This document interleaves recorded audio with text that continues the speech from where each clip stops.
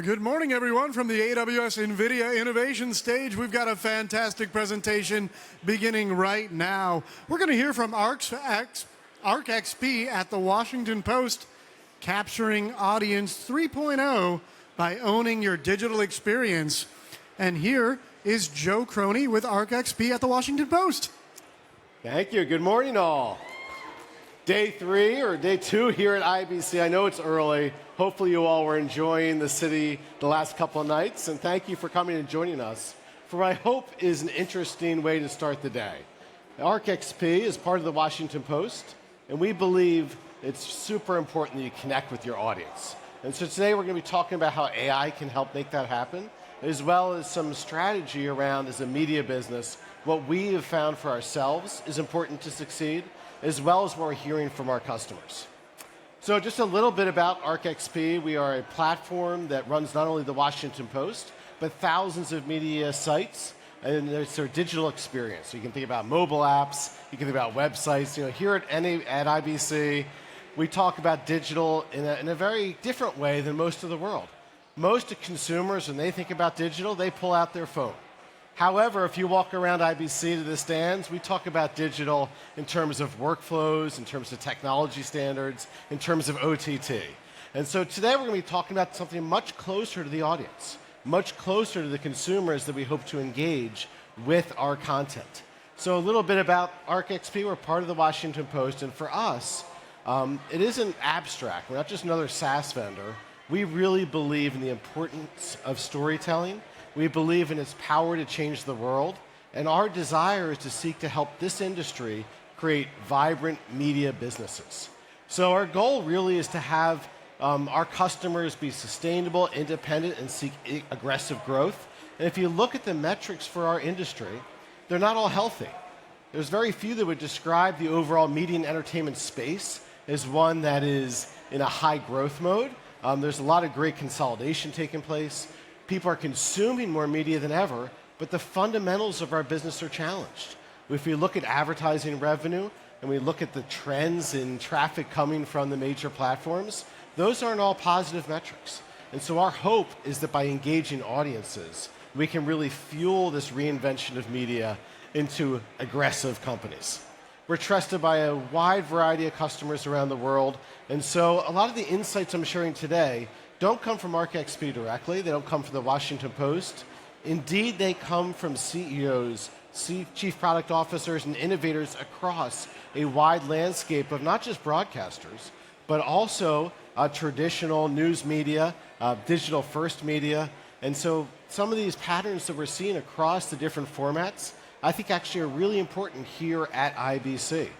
AI is everywhere indeed, but what I don't see everywhere is a focus on the consumer.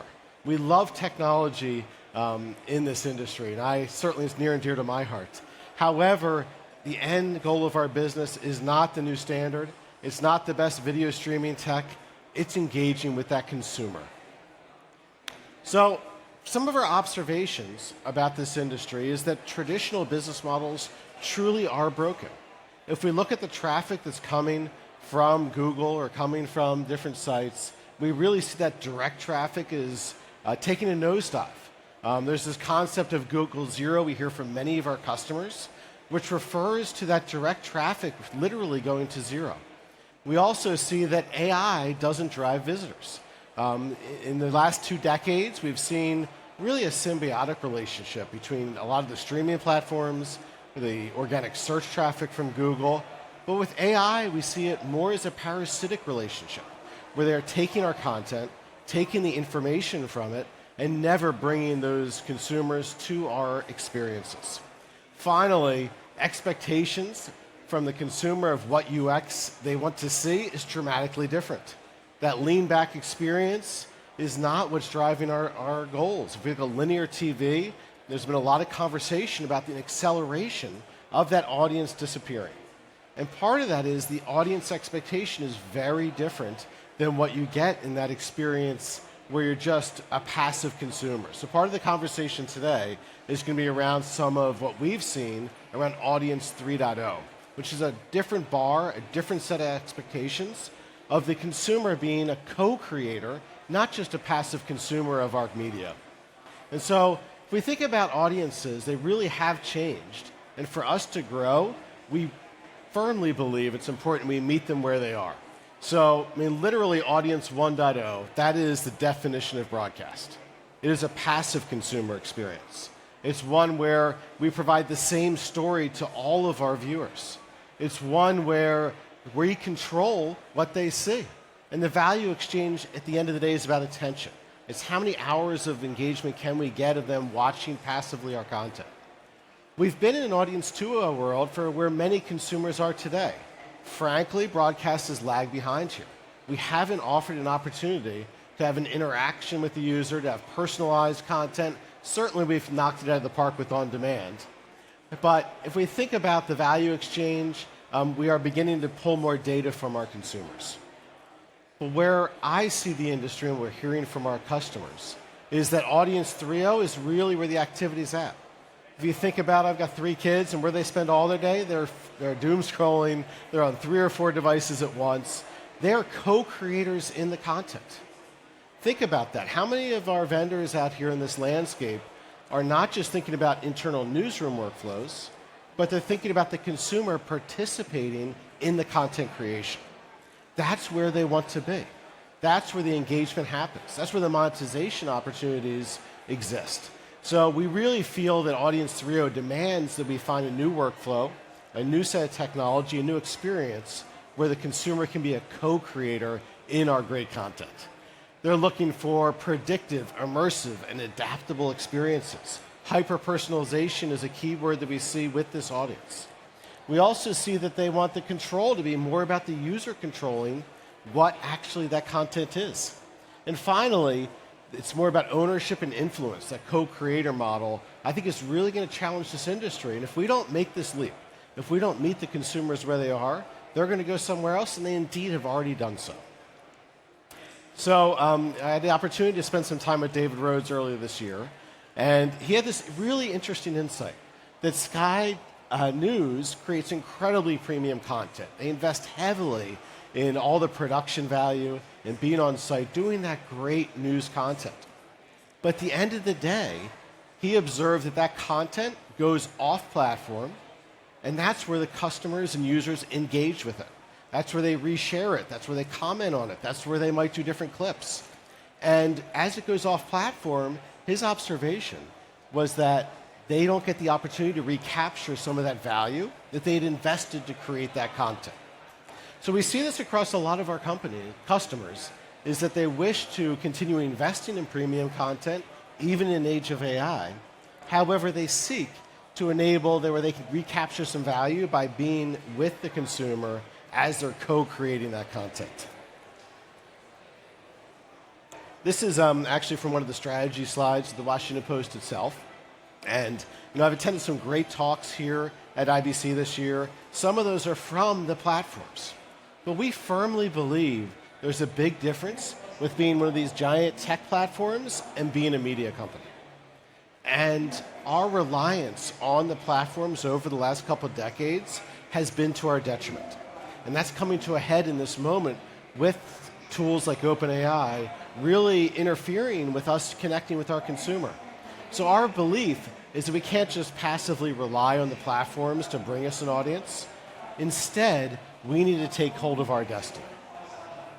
Another great quote that I heard earlier this week at IBC was from SVT, and it's about the concept of moving from an inside-out strategy, where you start with the technology, you start with your teams, and eventually you get to the customer, and flipping that to an outside-in strategy of beginning with the consumer. If we look at all the keywords of the talks here at IBC, if we look at the stands and the vendors, there's so little about the audience, so little about the end consumers that drive our business. And I love that SVT is really embracing the need for us to think about the customer first.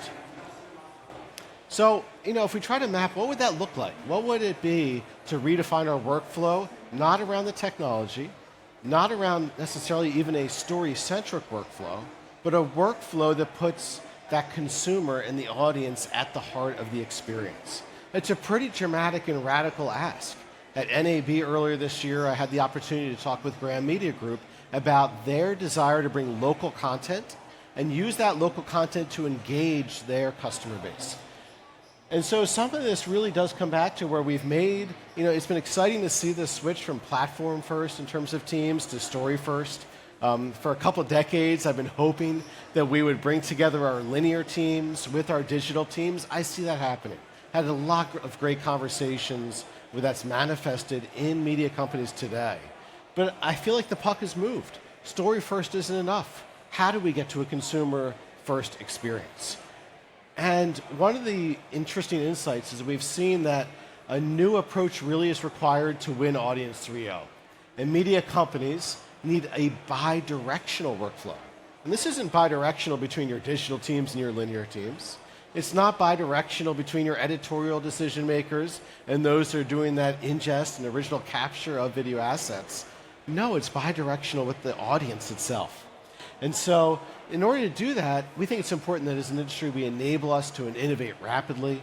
We enable us to have this mindset of really owning our audience and not deferring that and trusting the platforms to own them. And then finally, to grow some independent revenue. That's the challenge of the decline of linear. It has propped up this industry for so long.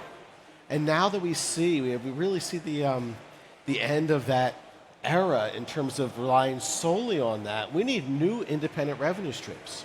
Whether those independent revenue streams are new personalized advertising engines or subscription engines, we want to make sure that we hit all three of these pillars as we build that bi-directional workflow. And a little bit of ArcXP, I'm not going to do really any real demos of our software today, but we have a full platform of tools that are designed to help hit these three marks: innovating rapidly, building independent revenue, and owning your audience.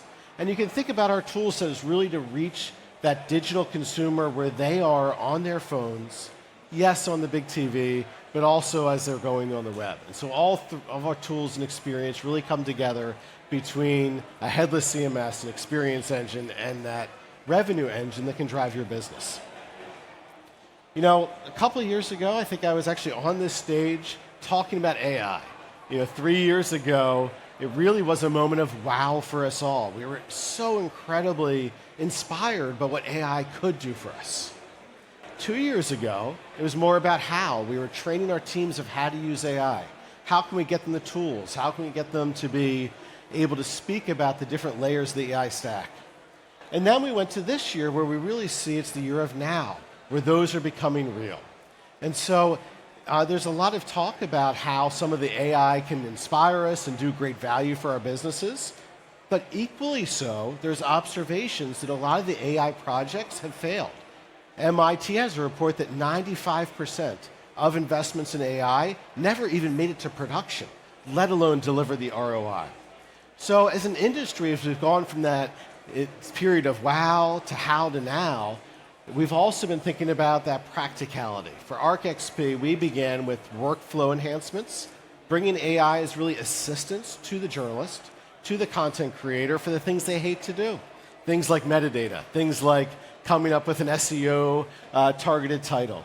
We then thought we were going to go in step 2 to really those agentic workflows and redefine what it looked like to create content. Finally, we'd hoped that we'd have new consumer experiences come from AI. So this is actually one of our strategy decks from 3 years ago. As it turns out, we got a little wrong. As these couple of years have played out, we certainly did number 1, but we actually jumped to number 3 almost immediately and delivered AI experiences to our consumers. And now is the moment where we're seeing those agentic workflows that can enable a new degree of automation come to real. So this is where we began in terms of a bunch of really micro agents in a way that could do specific workflows, things like translation, headline summarization, and we put that right in the journalist's hands. So we infused in the workflow these accelerators, but it wasn't a game changer. It drove some efficiency for our customers, but it wasn't going to radically change the workflow, nor did it really help our customers attack Audience 3.0. We then went with tools like semantic search, but actually we saw some better uplift here in terms of identifying related content, related videos, related audio they could pull into a story. And the power of vector databases really is where we've seen almost the most benefit of AI today. We use that deeply within our agents and our RAG models, and that enables us to really help us find the content that engages the audience. But what we're really excited about is something about hyper-personalization. Hyper-personalization, in many ways, is the antithesis of broadcast. Broadcast, at its core, was taking the same story, the same package, and delivering that same experience to every consumer. Then we went into an age where we did cohort analysis, and we took segmentation of large groups of that audience and provided them different content. Our view is hyper-personalization with AI provides the opportunity for our industry to connect every single consumer getting a bespoke experience. The technology challenge here is immense, but so is the workflow challenge. Think about the editorial workflows required to support a storytelling experience that meets every consumer where they are, that understands their context. This was not even thinkable 5, 10 years ago, but with AI, we see it's possible today. So what we're looking to do is combine behavioral signals, the identity, the CDP data in real time at edge, and repackage that content in a way that's the most engaging experience for that individual. So hyper-personalization, we feel, is one element that's really required to reach Audience 3.0. If you think about their experience on social platforms, think about how hyper-personalized that is. Each one of us, if we open up our phone and scroll, we're going to see a different experience. We're going to see different stories. We're going to see engagement from our friends and family around those stories. That's where we need to go as an industry, which is very different than where we've been. An example of this is at the Washington Post. We launched something called Ask the Post in the last year. And what this experience is enabling a customer to go and ask a question of the Washington Post. Not curated by an editor, not custom written by an author, but indeed written by a RAG model and AI. Now, as we went approach this problem, we had to be really careful about keeping our integrity as a pillar of journalism in the world. We had to make sure our teams were comfortable with the content these models have been trained on. We had to learn to actually say we don't know the answer a lot of the times, which is very different than if you think about how AI, it's always very complimentary when you ask ChatGPT. It makes you feel like the smartest person in the room. But at the end of the day, we knew that with our experience, we had to be honest with ourselves. Sometimes our archives, the model that hasn't been trained on data that allows us with high confidence to assert an answer to the customer. So this has been a really exciting experience, and really why it matters is it does transform the way we engage with our audience. It transforms it to a world where we're engaging our customer with the news, where they're not coming to us in a passive way, they're actually helping us co-create the experience. And the metrics and learnings from this have been fantastic. As we've seen major events, we've been looking at different audiences and different cohorts based on age. And it's amazing to see the difference in questions that someone asks. If they're new to a story, if they're in a younger generation that doesn't have the full context, as someone that might be in a cohort that lived through experiences. And so it's been a great experiment. Chat is a very interesting modality, but not nearly as vibrant as video. So where we're going with this is to think about Ask the News, asking videos, and having a more engaging experience. But that foundation has been laid of using AI for hyper-personalization. With that came a lot of concerns. Using AI in the newsroom, I'm sure you've all seen from your teams dreams of what it can do and nightmares of what it might mean. Nightmares of what it might mean for your brand. Nightmares about what it might be for your job. And so our biggest nightmare is actually that AI, if you really relied on it for 100% of your storytelling, we've had customers explore, and there's certainly startups out there exploring, well, could we use agentic workflows to completely replace our workforce? Our view is that's a dead end. And the reason for that is if you just rely on AI to tell your stories, we believe that creates commodity content. And if you think about a market where everyone was just relying on AI, there's no differentiation, there's no ability to create premium content, there's no ability to extract value. So our view really is that if you have content today that can be easily replaced by AI or repackaged, you need to dramatically rethink how the content is created and what that content looks like so that you can make sure that it's valuable enough to reach that audience. And there was a lot of conversation around this as we deploy these agents into the newsroom. And that's why we began to think about, to really get the power of agents, we need to have storytelling at scale with the human voice. There's a lot of conversation about human in the loop, so to speak, about having a human approver perhaps at the end of the workflow or at the origin of the workflow. We also don't believe that creates the right value. Instead, we want co-creation with agents, with agentic workflows every step along the way, almost as if we had a virtual team member, but complemented by those journalists and storytellers that have been the pillar of all the content that we create here. And so that's one of our key goals, is to have collaboration with agent, accelerate the content velocity for that contextually rich and emotionally intelligent experience. So if we kind of go under the hood, as we thought about AI services for media, there's been a lot of exciting innovation across all the vendors here. We see it at IBC. Some of my team members, we had a great event last evening. We're commenting that it seems like everyone's stand is AI somewhere. Whether it's a MAM system or a video playout system or an audience metric system, everyone's infused AI. But how does that take place? For us, it's important that you have a layer of AI agents and automation. You have the ability to customize your models and prompts so that every media company isn't just using the same story experience. We think about vectors, as I mentioned earlier, really driving that content intelligence, helping our teams connect content from our archives in ways we couldn't imagine before. And then finally, the governance and transparency. That was a key element for us in order to assert that we knew these AI experiences hit the bar of our brand. There's a lot of observability required. There's a lot of looking for making sure hallucinations never make it to your audience. So that's another aspect of the services that ArcXP offers to the market, and we believe are fundamental to not only reach Audience 3.0, but reach the business benefits that AI can offer to our teams. So that platform, really, we brought together an API, and we're model agnostic. Our customers can choose from OpenAI, any of the Bedrock models, Gemini, et cetera. We don't believe that that innovation at the core model is something that any media company should be doing. But we do believe the governance layer, the ability to select your prompts and pull those together across the platform are essential.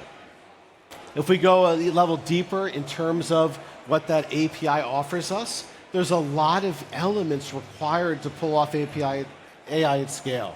This is a little bit of that how that we developed 2 years ago. So that vector content store, the right permissions, the right observability. As you work with your CTO, think about how hard are they considering the challenges of each of these layers. Some of these are familiar patterns, like security and governance. Some things like developer experience might be a little bit less clear in a world where we're using Copilot and agents themselves for creating and crafting that code itself. So each one of these layers is key to Arc Intelligence and is something that we'd encourage the industry to think about carefully as we continue to deploy AI for the benefit of that audience. Finally, there's a lot of talk about agents today, a lot of excitements. We've got a variety of them in market that we've been exploring with our customers, that we've deployed within the Washington Post. And we took that 3-phase approach that I mentioned earlier with agents as well. So we began with kind of starter agents for the basic workflows of copy editing, doing video trimming, finding that keyframe. Then we went to some core agents that were a little bit more engaging, a little bit more risky perhaps, of using it for multimodality, using it for hyper-personalization, and considering bringing those core agents for translation. And then finally, what we've been most excited about are the agentic workflows. And agentic workflows are not ones where you're just kind of sprinkling a little bit of efficiency across the end-to-end content creation. Instead, it's thinking about AI that is not deterministic. It's not predetermined what an agent will do. Instead, it does some reasoning and considers the context of that moment to be able to offer an agentic workflow that's much closer to the way you would expect from a colleague. This has been one of the dreams of the industry. Early on, lots of companies were claiming they had agentic workflows. In truth, they were much more in the starter basic agent phase, with little agents that were able to drive some efficiency. But what we heard from our customers is it wasn't a dramatic reinvention of their business. Instead, it was 5 or 10% of an efficiency play. If that's all we got out of AI, we really would not be harnessing that for this industry. So this era of agentic workflows is something that we're very excited about, because it's not about that marginal benefit or 5 or 10%. We've seen at the post that it's much higher. If we think about that Ask the Post experience, for us to achieve that with human-based workflows and compare it to what we're able to do with the RAG models, it's more in the 80, 90% efficiency. So think about what that could do for your business. Think about the stories you could tell if you could supercharge your teams to create 80, 90% more content, do that in a hyper-personalized way that engaged the audience and allowed them to be co-creators. Those are game changers for us as an industry, and that's what we're seeking to do and to partner with many of the providers here at IBC to make that reality happen. We think it's a couple years off for sure, but you see things like agent-to-agent, MCP servers, the technology standards and foundation have been laid for us to build this new view of the world. So let's take a look at what some of the agentic workflows we've deployed within the newsroom, within our customers, look like today. So this is that editor again, and instead of on the right-hand side showing quick actions, that first step with engaging AI in the workflow, we actually have a model in which the journalist is co-creating in real time with an agent. So if we look at this, this software, as soon as the journalist has actually saved the story, that's the notifier that the agent can start co-creating. So once that happens, you'll notice that it looks like there's another human actually editing the story in real time, just like you would see in a Google Docs experience. But instead, all the tags, all this is happening as the journalist is working in the story body, adding media assets, trimming those assets to tell a great consumer experience, but they're doing it with the power of actually a swarm of agents at their side, a swarm of agents that are doing the copy editing, a swarm of agents that are doing the tagging to get the SEO highlighted, a swarm of agents that are thinking about the description and really lighting that up. And one of the things we learned was it was super important to actually track and give the humans that are collaborating to know what's going on. You know, the first generation of these experiences, it just went from directly you save and immediately you all saw it. Instead, we've got this panel where you can see exactly every activity that the agent did. The co-creator in this, the journalist, gets an opportunity to accept or reject those. And these aren't just about text workflows, they're 100% about video workflows and audio workflows. One of the things we're excited about, and we're hearing from many of our customers, is that broadcasters are seeking a way they can go digital and have audio experiences. The digital first publications are seeking a way to have video content. And so our takeaway is that for us to have successful businesses, we need to be multimodal. And why is that? That's what Audience 3.0 demands. I want to engage the content differently when I hop in my car, or I'm on the train, or when I'm flying here to Amsterdam, than I do when I'm on my couch. And so we need to make sure we reach the modality of that consumer. And as you can see here, there's the potential to really amplify our teams in a collaborative way with full transparency and full governance to take the advantage of AI as we enter this agentic era. So as you can tell, I'm pretty excited about this stuff. I'm a technologist. I've been fortunate to live through many waves of technology and see how those waves have impacted and elevated what we do here in the broadcast industry. Whether that was the wave of automation, where we went from control rooms that required 20 people to requiring 2. Whether it was the story-centric workflows and planning tools that allowed us to not send duplicative resources to cover the same event, but get that model efficiency. But those two really were about refinement of the way that we told stories. This is a new challenge, a new opportunity for us to meet Audience 3.0 where they are, and we believe that's essential to not rely on the platforms to do that work, but we as a media industry need to use these tools to really hit the mark when it comes to delighting those customer experiences. So thank you for your time today. ArcXP is a digital experience platform. It's a digital CMS. It's a monetization engine. And if you think about exploring agents, please look us up. We'd love to partner with you. And keep an eye on, we're very excited to continue working with this industry. We feel fortunate to have skin in the game as part of the Washington Post, as a key media company in the world, as well as an innovator with technology. Thank you so much for your time today. I hope you have a great rest of the show here in Amsterdam. Well, thanks again, Joe, and thanks for joining us here at the AWS NVIDIA Innovation Stage. We have another fantastic session coming up in just under 15 minutes. The fan experience, energizing engagement in sports and entertainment. And Joe, are you going to hang out and answer some questions? Absolutely. Thank you for the time. Yep. So Joe will be in the area right here in the booth for a little while. So be sure to connect with him.